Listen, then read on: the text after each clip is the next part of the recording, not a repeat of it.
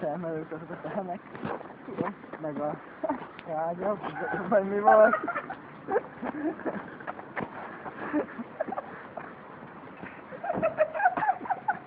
Most mi van? Mit mondtam már neki? Hallott a csicskó, hát ez ilyet szól. Olyan van, ilyet szól, hogy azt tudtad, hogy most a világ legnagyobb metántörvelője a tehenek? Ott ragy!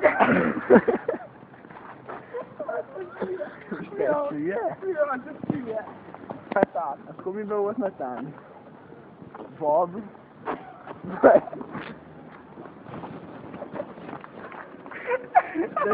Milyen növény? Volt, ami növény? Növényben!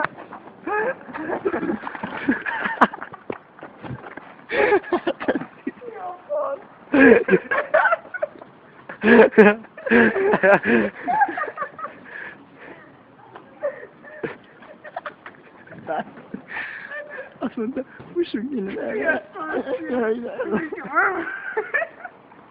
Gyere már fel.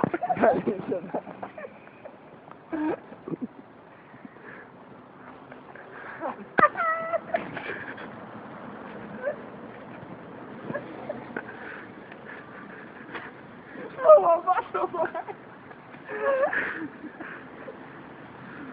Szerinted hova faszomba menjünk, olyan, te tényleg? Ki kellett valahogy fújnom, és ez okozta a hangot.